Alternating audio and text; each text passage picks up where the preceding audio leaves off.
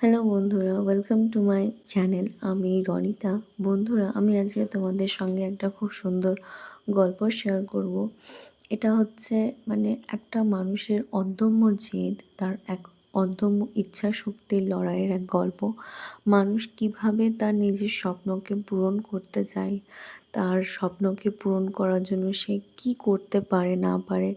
তো এইরকমই একটি কাহিনী। এই কাহিনীটা সত্যিই খুব সুন্দর, আমার ভীষণ ভালো লেগেছিল, তাই আমি তোমাদের সঙ্গে শেয়ার করছি। তো চলো শুরু করা যাক। একটি ছোট মফস্বল শহরে এক তরুণ বাস করত। তার নাম ছিল অরিজিৎ। ছোটবেলা থেকেই তার খুব ইচ্ছা ছিল সে দৌড়বিদ হবে। স্কুলের মাঠে যখন অন্য বাচ্চারা খেলতো, অরিজিৎ বাতাসের বেগে দৌড়ে সবাইকে ছাড়িয়ে যেত। তার স্বপ্ন ছিল একদিন অলিম্পিকে দেশের হয়ে সোনা জিতবে। কিন্তু বিধাতা হয়তো অন্য কিছু লিখে রেখেছিলেন। 18 বছর বয়সে এক ভয়াবহ পথ দুর্ঘটনায় অরিজিৎ তার ডান পা হারায়। হাসপাতালের বিছানায় যখন সে চোখ খুলল, দেখল তার হাঁটুর নিচ থেকে পা নেই। এক মুহূর্তে তার সব স্বপ্ন, তার সব দৌড়, সব পরিকল্পনা ভেঙে চুরমার হয়ে গেল।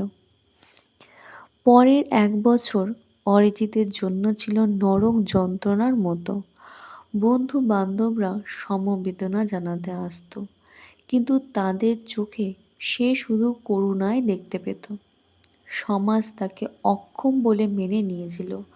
ঘরের এক কোণে বসে সে ভাবত, কেন আমার সাথে এমন হলো? আমার জীবন কি এখানেই শেষ?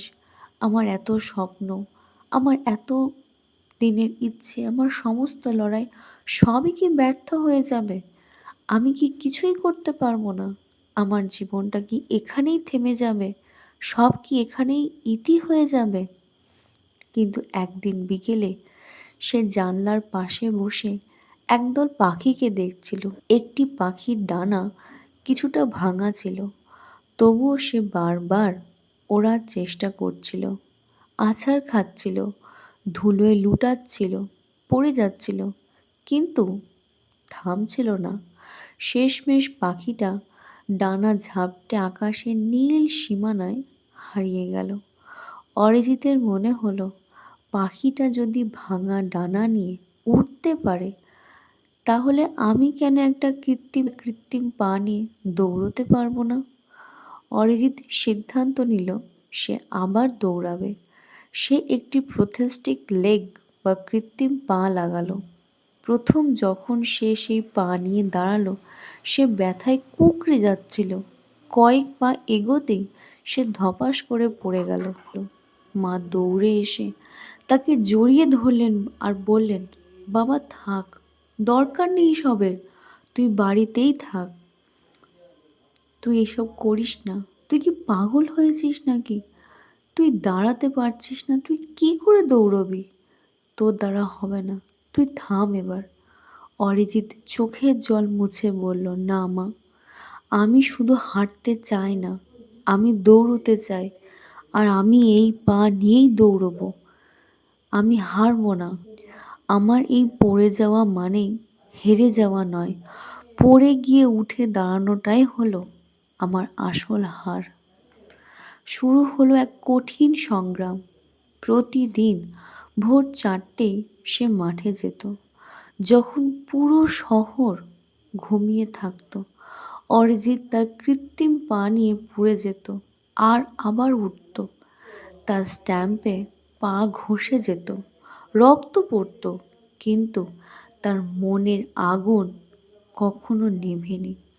মাসের পর মাস অনুশীলনের পর সে শুধু হাঁটতে নয়, দ্রুত গতিতে দৌড়তে শিখল। 5 বছর পর জাতীয় প্যারা অ্যাথলেটিক্স চ্যাম্পিয়নশিপ। অরিজিৎ ট্র্যাকের ওপর দাঁড়িয়ে, তার পাশে আরও অনেক প্রতিযোগী, যাদের কারো হাত নেই, কারো পা নেই, কিন্তু সবার চোখে আগ্নেয়গিরির মতো জেদ। বাঁশি বাজার সংকেত বাজল। অরিজিৎ দৌড়তে শুরু করলো।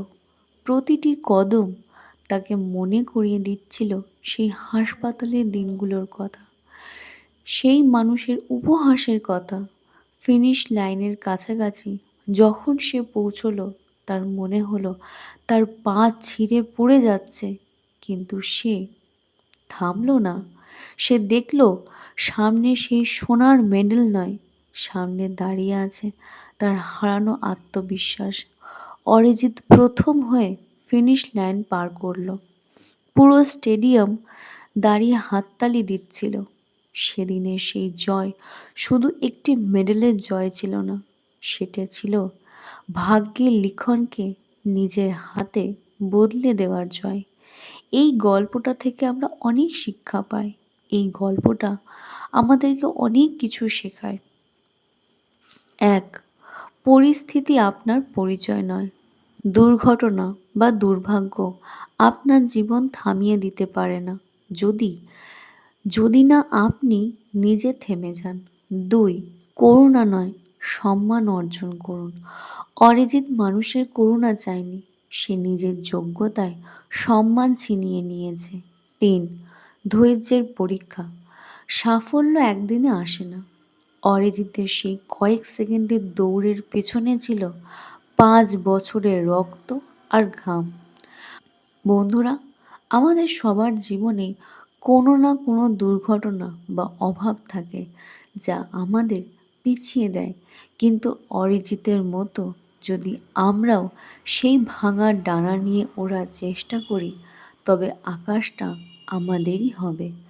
আমাদের চেষ্টার দ্বারা আমরা সেই সমস্ত কিছুকে পূরণ করতে পারবো যেগুলোকে আমরা থমকে রেখেছি, নিজেকে আটকিয়ে রেখেছি। অরিজিতের জীবন কাহিনী শুধু একটা অনুপ্রেরণা নয়, বরং একটা অনেক বড় শিক্ষা আমাদের মতো মানুষদের জন্য। অনেক ক্ষেত্রে আমরা মনে করি যে হয়তো আমার এই দুর্ঘটনাটার জন্যই আজ আমি সেই জায়গায় পৌঁছতে পারলাম না, হয়তো এই ঘটনাটা না ঘটলে আমি হয়তো জীবনে অনেক বড় কিছু হতে পারতাম। কিন্তু আজকে অরিজিতের জীবন আমাদেরকে সেটাই শেখায় যে তোমার স্বপ্নের পথে কোনো কিছুই বাধা হয়ে দাঁড়াতে পারে না। যদি তুমি তোমার মন থেকে সম্পূর্ণভাবে চেষ্টা করতে থাকো, তোমার নিজের নিজের ইচ্ছে শক্তি যদি তোমার সঙ্গে থাকে, তোমার জেদ, তোমার আশা, সব সময় তোমার চেষ্টা তোমার সঙ্গ দেয়, তাহলে তুমি অসম্ভবকেও সম্ভব করতে পারো।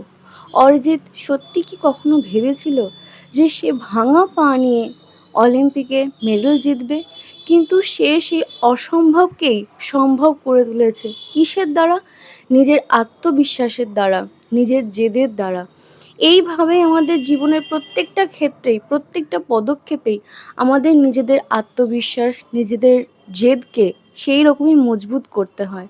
প্রত্যেকটা মুহূর্তেই মনে করতে হয় যে আমি এই জিনিসটা ভেবেছি, আমি এইটাই করব, এইটা আমাকে পারতেই হবে, যা কিছুই হয়ে যাক।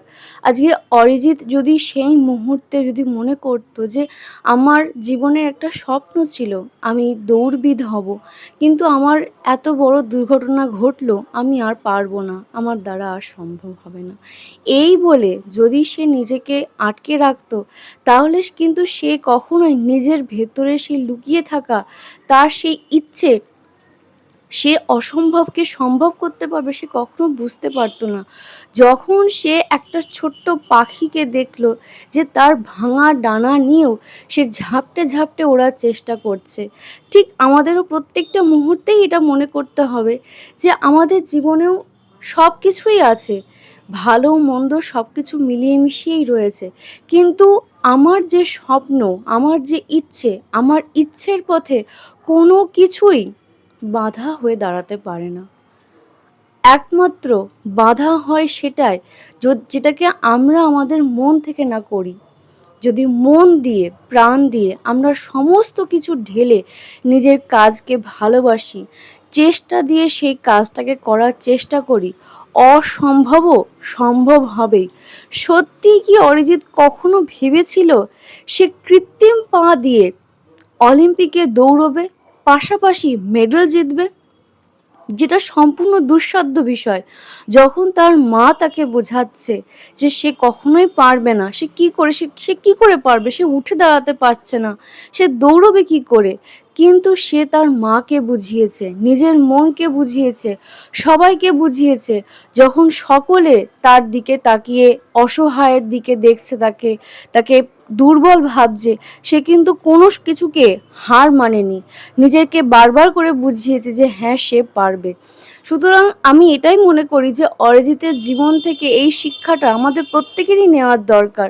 কারণ এটা অনেক বড় একটা অ্যাচিভমেন্ট আমাদের নিজেদের জীবনের কাছে। যদি আমরা অরিজিতের জীবন থেকে এই শিক্ষাটা নিয়ে আমাদের জীবনের সামনের পথে যেন আমরা এইভাবেই চলতে পারি।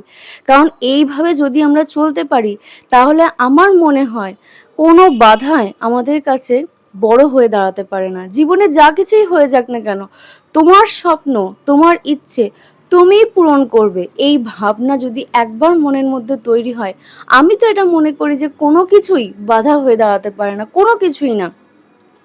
বন্ধু বান্ধব, আত্মীয় স্বজন, পরিজন, যে যেদিকেই যাক খুশি, কিন্তু আমার যে লক্ষ্য, আমি সেই দিকেই আমার ফোকাস থাকবে। তো আপনার জীবনেও কি এমন কোনো লক্ষ্য আছে যা পূরণ করতে আপনার মনে হচ্ছে কোনো বাধা আপনাকে আটকে দিচ্ছে? যদি আমি আপনাকে সেই বাধা আটকানোর কোনো পথ খুঁজতে যদি সেরকম কোনো যদি সেরকম কোনো বাধা আটকে থাকে, তাহলে অবশ্যই আমাকে জানাবে। আজকের গল্পটা এই পর্যন্তই। তোমাদের গল্পটা কেমন লাগলো আমাকে অবশ্যই বলবে। আর যদি ভিডিও ভালো লেগে থাকে তাহলে চ্যানেল সাবস্ক্রাইব করবে, লাইক, শেয়ার আর কমেন্ট করতে ভুলবে না। আজকে এই পর্যন্তই। দেখা হচ্ছে নেক্সট ভিডিওতে।